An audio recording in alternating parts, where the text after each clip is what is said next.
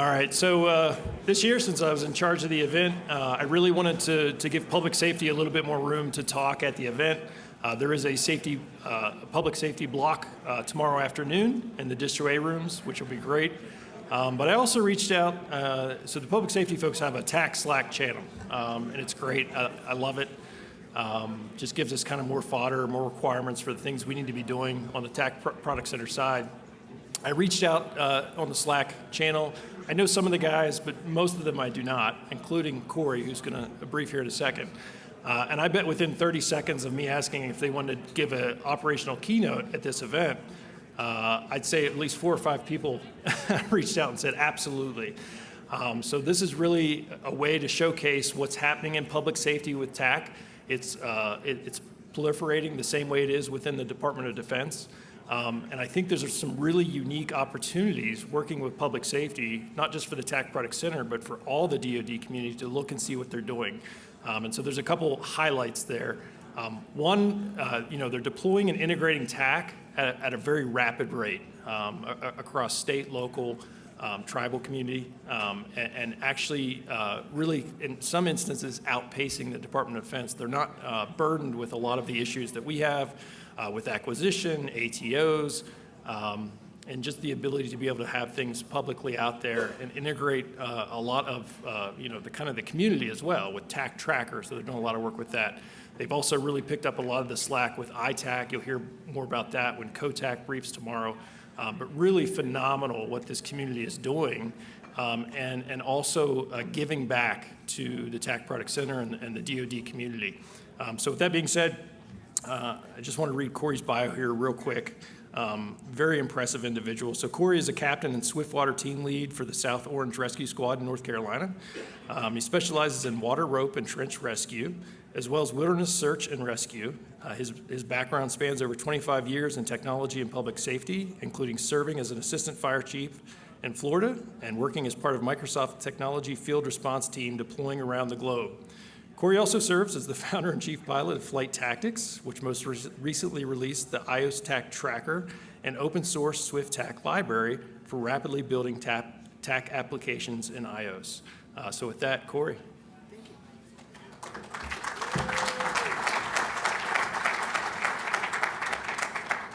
Thank you, everybody. 28 years ago, I was a budding 17-year-old high school student who had one idea in mind: to become an ER nurse. I come from a family of service, paramedics, nurses, firefighters, active duty military veterans, so it only made sense to continue in that vein. And as I prepared to graduate high school and jump into a nursing program, my aunt, someone I looked up to, who's an innovator and a leader in her own right, helping start flight programs at trauma centers and leading ER teams of nurses, she made a suggestion. Instead of jumping directly into a program and a career with no experience, try joining the local fire department instead, just as she had when she was younger. Now, I couldn't pass up an opportunity to drive a big, red, shiny fire truck. So in October of 1996, I was welcomed into my first department, where I grew to be a driver, an officer, and eventually an assistant chief. I found the fire service and public safety in general was one of the best jobs there is. Not only did we get to drive cool vehicles, wear cool uniforms, do cool things like put out fires, extricate people from vehicles, rappel off bridges, but every call we went on caused us to grow as people. In this career, innovation isn't something you decide whether you're going to try out.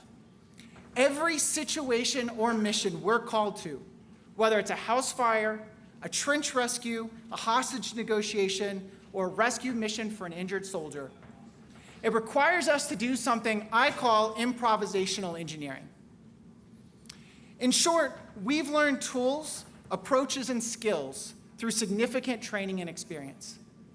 And every call we respond to requires us to take that knowledge and put it together in a way that solves the mission and gets us all home safely. But the nature of public safety is changing. In addition to missions themselves becoming more complex, requiring an ever-growing amount of skills, knowledge, and abilities, we have an unprecedented amount of tools and technology we have to juggle. From Bluetooth-enabled radio systems, to biometric tracking SCBAs, to ballistics tracking embedded directly in our weapons, to the need for counter-UAS tracking. And generally, none of them easily work well together. With data locked up behind proprietary databases, APIs, or just plain old politics. At the same time, the public also has access to these advances in technology. And when they fall from a 12,000-foot mountain while trying to take a selfie with a mountain goat, they reach into their pocket and they dial 911, and they're connected via satellite to an operator as a standard feature of their cell phone. And if they can reach 911, they expect 911 to be able to reach them, requiring us to work closer than ever before with multiple teams to solve the mission. 7 years ago, a set of federal, state, and local responders in Texas and Louisiana were facing this situation during Hurricane Harvey, a Category 4 hurricane that brought over 60 inches of rain to some communities and required over 17,000 rescues. During this incident, DHS&T deployed a set of tools combining an open communication standard with easily accessible situational awareness that could be used regardless of the network availability. This, of course, is TAK. And over these past 7 years, public safety professionals around the country and the world have practiced their improvisational engineering skills on pushing the boundaries of integration, situational awareness, and connectivity with TAK. Over the next 30 minutes, I'd like to show you how far we've come in public safety with TAK, and then give a glimpse into what I believe the future of public safety can be. But before we do that, we need to step back a little and define what is public safety in the civilian context. We tend to talk about three main verticals: fire, law enforcement, and EMS. And when people call 911, they expect to get responders from one or possibly all three of these verticals. But behind each of these are tremendous amounts of diversity and variance.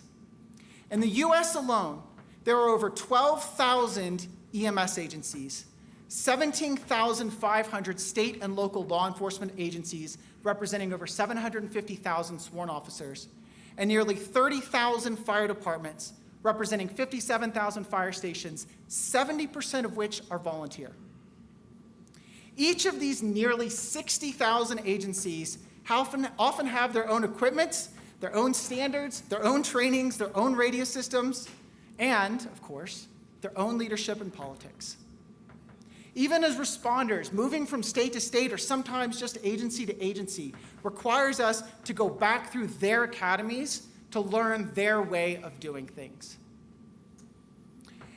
And for an incident commander, these challenges are multiplied, balancing not just the complexities of the incident, but how do we develop situational awareness and a common operating picture when even a simple in-county incident can have 8 different law enforcement agencies, 5 different fire departments, 3 different EMS agencies, 3 different emergency management agencies, and multiple hospital systems to coordinate with, likely all on different radio systems, all with different training and different politics and different technologies. And that's why for us, when we think about situational awareness and common operating pictures, our situational awareness is often, well, what radio channel are you on? And our common operating picture is simply, I don't know, what does the whiteboard in the back of the incident commander's Tahoe say? Because despite all of the deployment of tools and technology across public safety, we have no way of rapidly creating an integrated, secure, common platform or operating picture. And in critical situations, as all of you know, this can have dire consequences. In 2019, a law enforcement agency in Tennessee received a call from a neighboring county. An officer had taken fire and was now pinned, and they needed personnel and equipment to respond to assist in securing the scene and extricating the officer. Now, anytime you get an officer involved in an incident like this, you're often going to get all the help you need and then some, and this was no exception. This agency received help from 4 neighboring counties who all responded to the scene, set up positions, and were able to safely clear the scene and extricate the officer. After the call, they ran an after-action review, and they discovered that because all 5 agencies had different radio systems, they had taken up different positions with their snipers and with their armored vehicles and with their personnel, and they were all pointing weapons at each other, and they had no idea. This is obviously unacceptable. But whenever you have different radio systems and you have different technology and you have all these different agencies and politics, what options did they have? And then a voice came from above that sounds awful like A.J. Johansson and just whispering, "TAK is the way, TAK is the way." No, although A.J. didn't actually float down from the sky to them. On these SWAT teams, members were Special Forces veterans, and they had used TAK in their own units. They had come from the military side, and now they were bringing this to the public safety side. And they suggested trying TAK as a tool that could easily be picked up for situational awareness, would allow integration among different agencies and systems for a common operating picture, and would be acceptable for law enforcement use. Basically, a system that was both secure and mature. And it's those latter points that are critical, because as much as we wish it was the case, not everyone is into keeping up with the latest technology. And people in our agencies, and raise your hand if this is wrong, they don't just adopt things because we say they're cool. In the 1950s, 2 researchers helped explain this through this technology adoption model. This model defines 5 categories of adopters of technology: innovators, early adopters, the early and late majority, and laggards. And the more that we want technology to spread from left to right, the more that technology needs to be mature and evolved. But something else happens when we evolve and mature technology. In this model, a Wardley map developed by researcher Simon Wardley, components evolve from the very genesis all the way through being something we think of as a utility or a commodity. For example, we can think of computing this way. In its early stages, we had things like Babbage machines and analog punch cards machines. And then it evolved into things like the ENIAC and the Mark I's, and if you're in the Air Force, the Norden systems, and those kinds of things. And then, as that technology kept maturing, we got more products: System 360, NEX, mini computers. And dude, you're getting a Dell. Not the Singer for you millennials, like a Dell computer. I remember in my agency distinctly remembering buying computers to increase capacity for our server room when we had new projects coming online or we just needed new capacity as part of that. But now, we don't think of computing that way.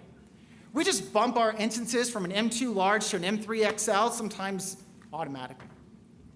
And this flexibility allows new technologies to be built on top of it.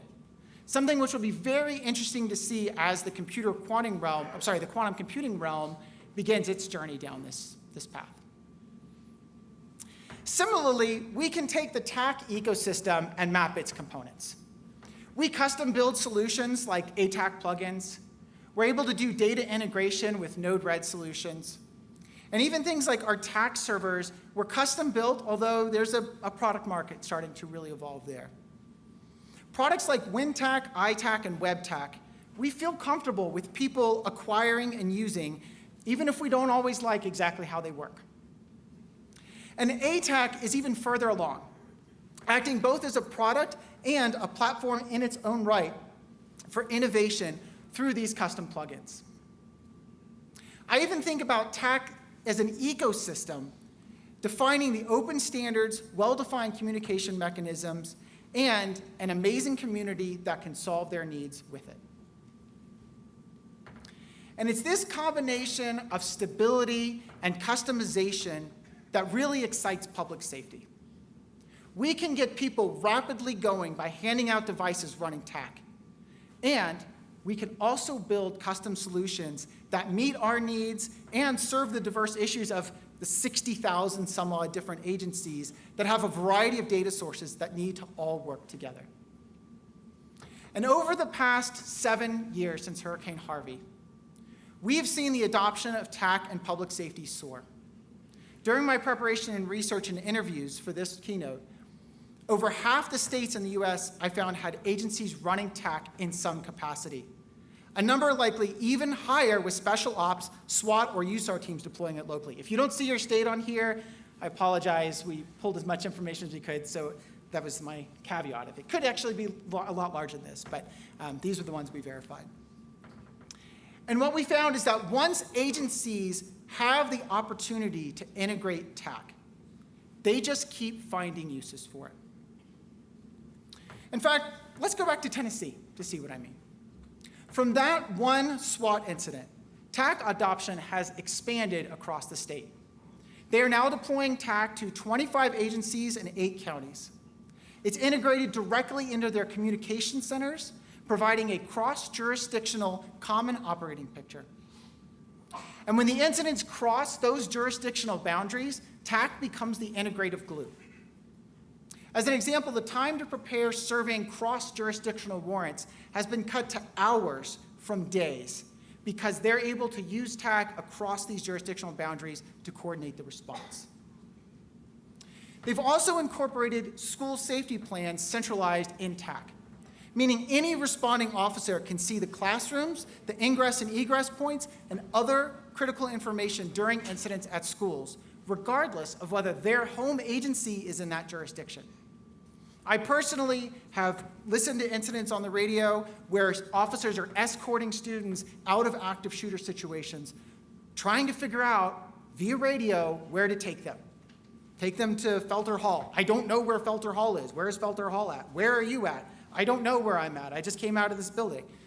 That is not how we want to do things. And TAK deployment has the capacity and the capability to reduce confusion during these critical time-sensitive incidents. Also in Tennessee and eastern Tennessee, they've got this small racetrack known as the Bristol Motor Speedway, and they regularly host events with 100 to 125,000 people. And as anyone who's ever worked large events before, Nate probably feels this way just from this event, it's always chaos. But by bringing EMS, law enforcement, fire, and even things like parking and ushers into a single system, a better holistic picture is possible when all of the Skittles are on the map. And when we look at situational awareness, the Skittles are critical, but the value is multiplied because of our ability to integrate other systems into TAK. In Thornton, Colorado, officers on a graveyard shift were called to a traffic collision on the interstate. Initial arriving officers found a wrecked car in the middle of the highway. One of their supervisors, who wasn't on scene, was monitoring the call, and he pulled up TAK to see where the officers were. He also saw, thanks to this integrated data, that there were traffic cameras where the incident was at. He could pull a live stream up directly from TAK and manipulate the cameras, and while watching them, spotted a person approaching the officers from their rear. He was able to radio ahead to them to give them a heads up, and you can see in that video here that the officers are then able to connect with that person without being surprised. Thornton, Colorado, and many others have found TAK to be a powerful tool, replacing their use of, if you all have ever heard of Life 360, that is a predominant platform in use in a lot of law enforcement agencies across the US. And now we're seeing that get replaced with TAK. And TAK is helping them coordinate responses to large events, like this map from a large citywide July 4th event held just a couple days ago. A great example of something that started from a small team and is now growing and expanding. Across this country, we see the same power of integration. Texas DPS, a major user of TAK, has part of their responsibility providing overwatch for critical incidents in their state capital. These events require the coordination of multiple agencies, including fire, EMS, and both uniform and plainclothes officers. With their use of TAK and integrated augmented reality video feeds from rotary wing aircraft, they know the position of their officers and assets in case a major incident happens.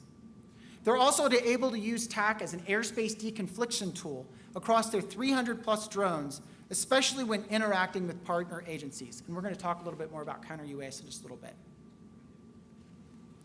Texas has also found TAK to be a powerful tool for simplifying access to technology. As part of their coordinated mission to secure the border, TAK has played a pivotal role in coordinating situational awareness between federal, state, and local teams. And with border cameras integrated into TAK, agents can get alert about activities on cameras, allowing them to focus on paying attention to the most critical feeds. This single pane of glass allows for faster decision-making for officers working in austere, changing environments. In our home state, we find camera systems and video play a critical role in situational awareness as well. Part of our responsibility for our agency includes events for a large local university with some strong local rivals. And as you can imagine, students get pretty fired up when they win against their rivals. And they express this excitement by rushing the downtown area to celebrate. And with TAK, we can prepare for that by integrating the location of all of our response teams across public safety, as well as traffic and security cameras and drones.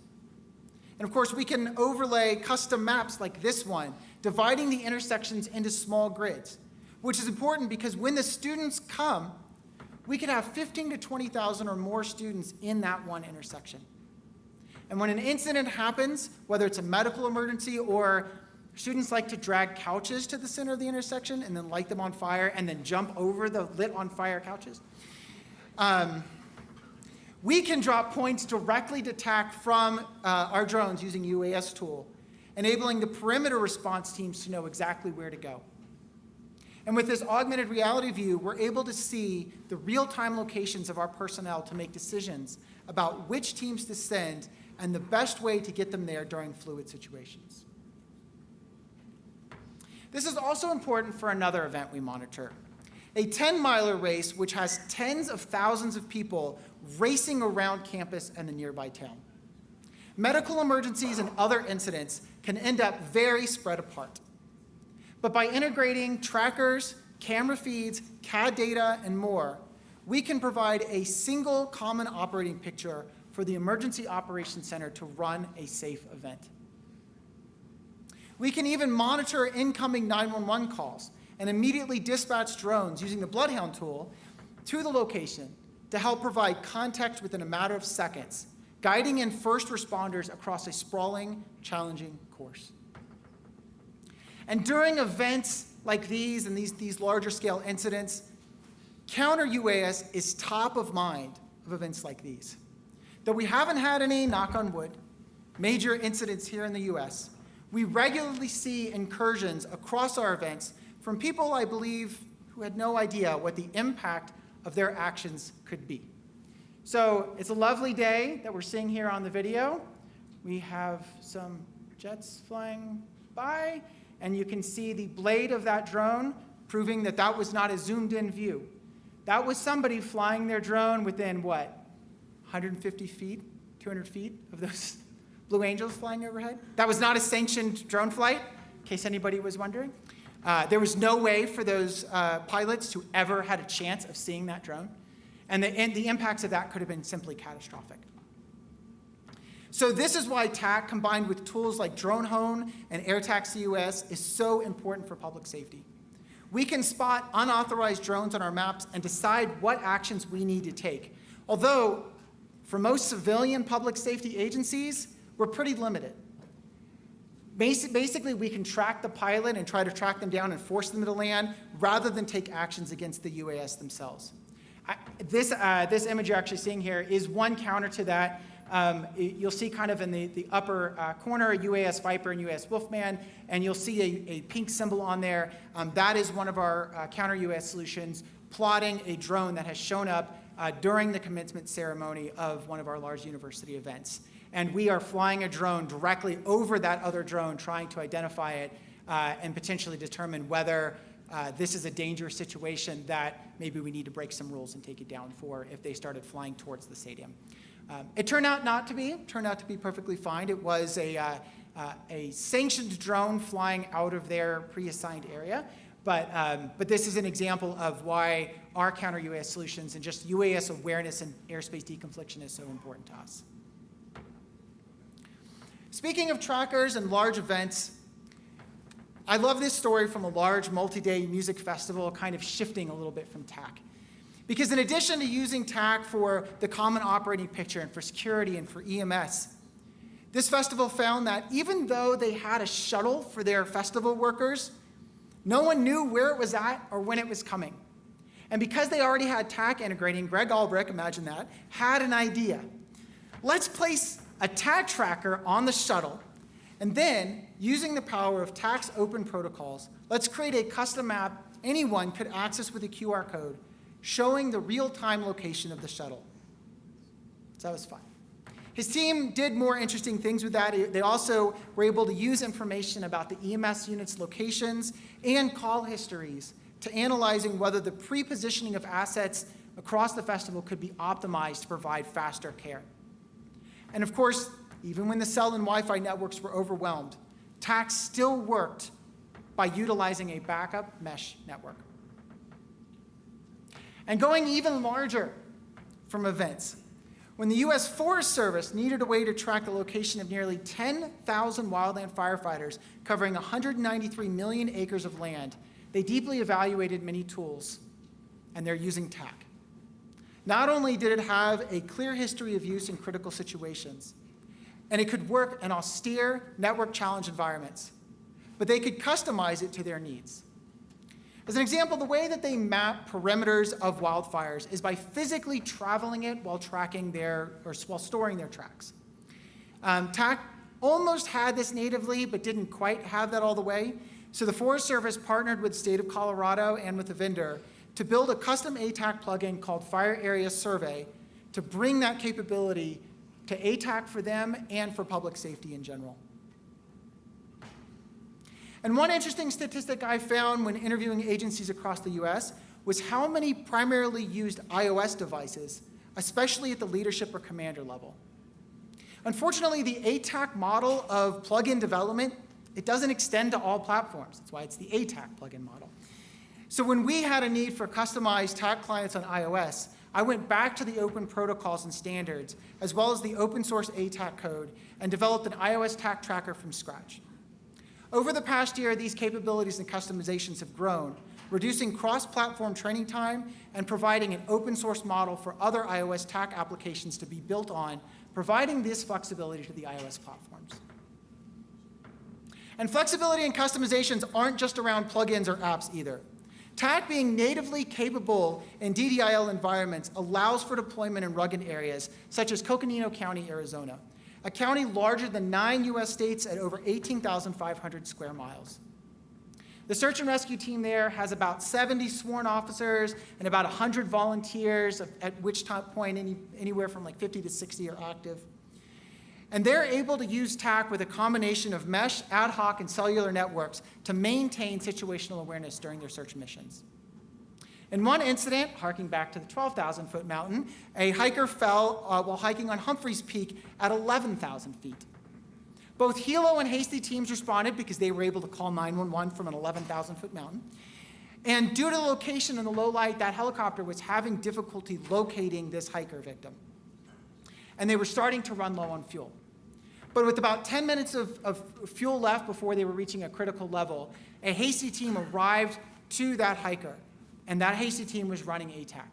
And their position was immediately transmitted back to command, who relayed it to the helicopter team that was able to then land and evacuate this hiker, getting them back to safely.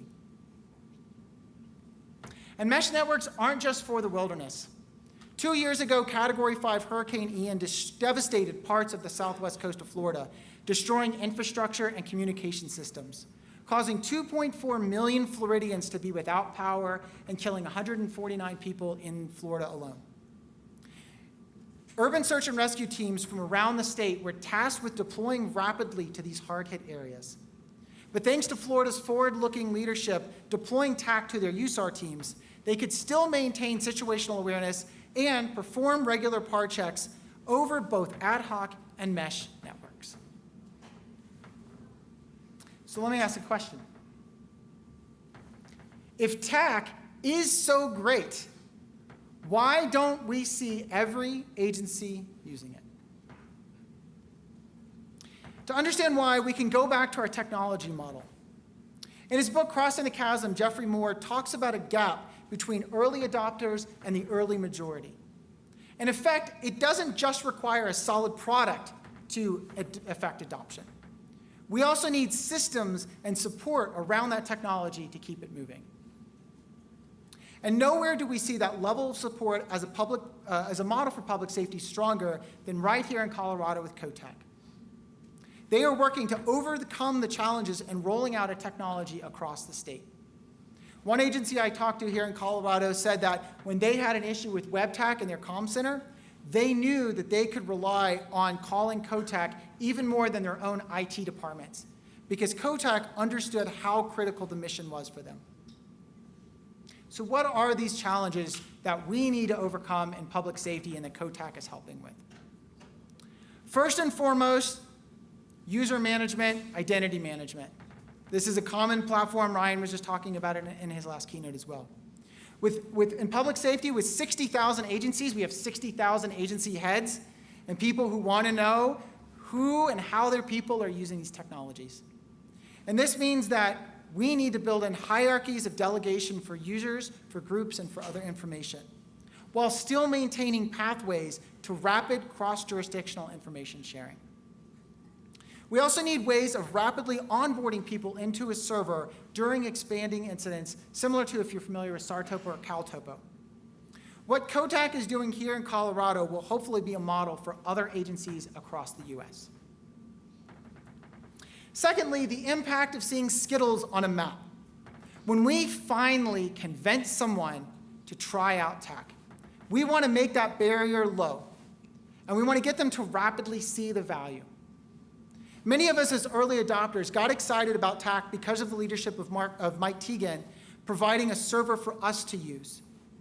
And now states like Colorado, Tennessee, Texas, North Carolina, Connecticut, and others are helping fill this gap by providing statewide servers agencies can use to rapidly get on board, and integrating statewide data so that once they are on, they see things that are immediately helpful to them.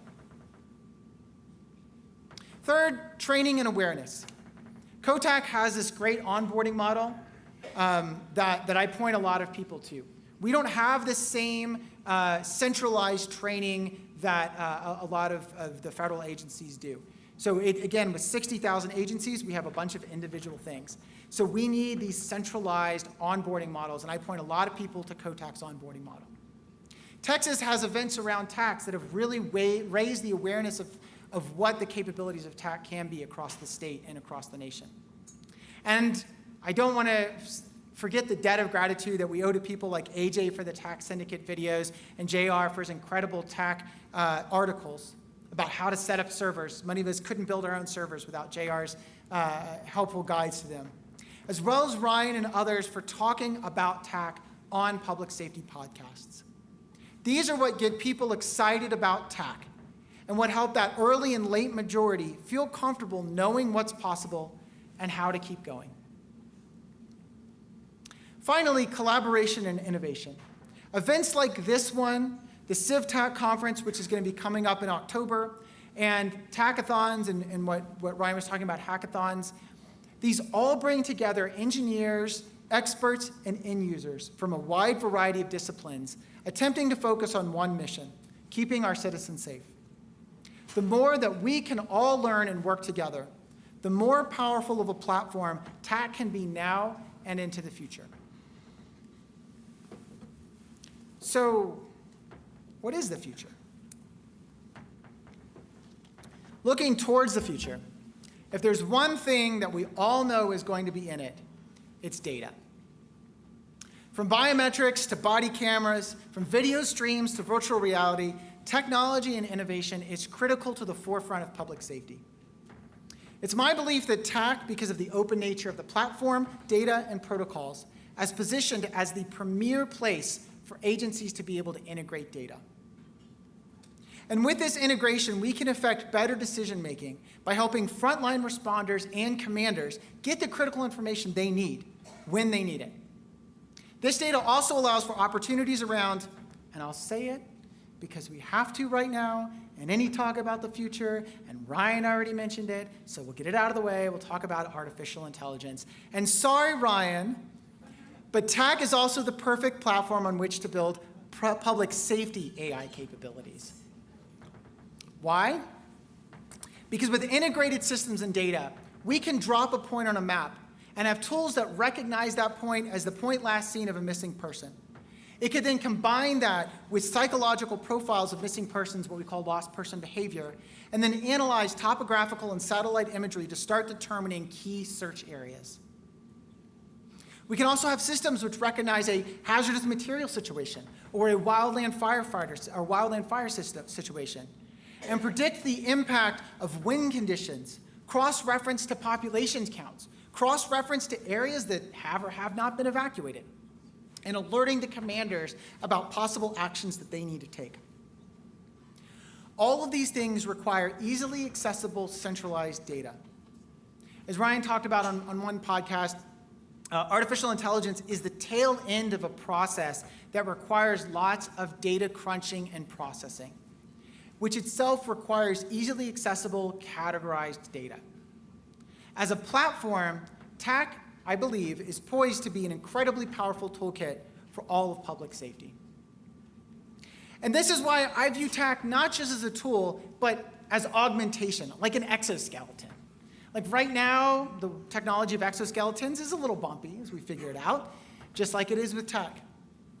But together, it can change the face of how we operate, and already is in many places across the US. So I encourage you to spend some time tomorrow during the public safety block, seeing what is happening in these agencies, digging into the possibilities, and finding ways for us to work together. Because nowhere is homeland security more important than right here at home. And finding ways for us to all work together to achieve those goals is a future I'm definitely excited to see. I want to give a quick thank you to the TPC, the AFRL, and all of the personnel and contractors who work so closely with us as public safety organizations across this country to help us all with TAK. And I also wanted to just highlight a couple of these are 4 of the sessions happening tomorrow. Definitely, if you get the chance to check them out, we definitely want to find ways to work together across all of public safety. Thank you very much.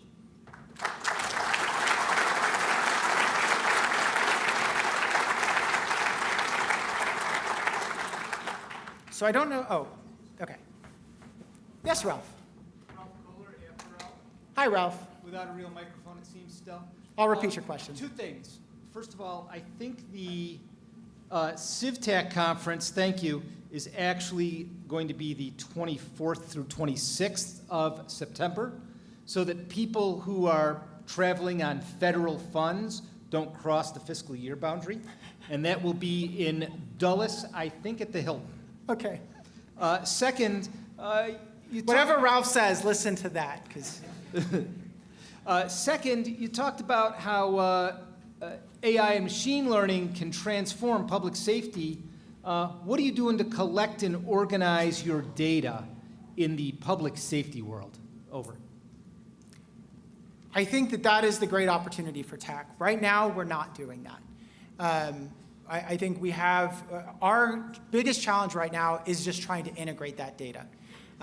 When we're pulling in wind data and lightning data and weather data and the location of people and all that other stuff, right now our biggest challenge is trying to get that off of a whiteboard and into some sort of tool that we can process. But my belief is and I think we're seeing this proving out across organizations, TAK as a platform enables us to rapidly integrate that data together. And from there, we're seeing innovative public safety organizations figuring out that, wow, we can do a lot of stuff when we have this data together. Any other questions? Yes. I was just curious as far as the data processing and collection. Do you have the same problems that the other speakers seem to have had where there's a lot of data collected, but no one really wants to share it? There's a ton of classification issues and such, and everyone has their own special case. So the nice thing about public safety is we can run our servers in the basement. Nobody cares. No, that's not true. So we do actually have a classification challenge that we run into across public safety, and that's primarily the delineation between law enforcement data and everything else. Law enforcement data follows chain of custody commands, and it has some other stuff. So yes, we do have that as an issue. And when we start to get into state cooperation as well, those boundaries are still very, very strong that we're dealing with on them. Thank you. You're welcome.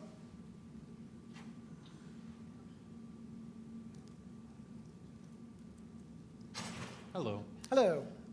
So speaking specifically to safety, how are you guys gauging around the autonomy initiatives that you are providing a safer solution than what is currently being implemented? From a technology perspective, you mean? Yes, so around adoption of autonomous solutions, one of the biggest sticking points I'm coming up against is not that it's a effective or working solution, but that specifically it's a safer solution.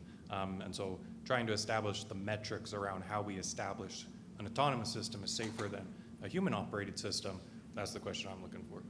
I do not believe that we're to that point yet. That is still an open question across public safety to figure out how we can develop safe autonomous solutions. Most of our solutions right now, that's why we think of this as an augmentation platform and not a pure decision-making platform, is we still often want humans in the mix. There's just so many variables when it comes to public safety that we're still not at that point yet. We still have a lot of maturing to go.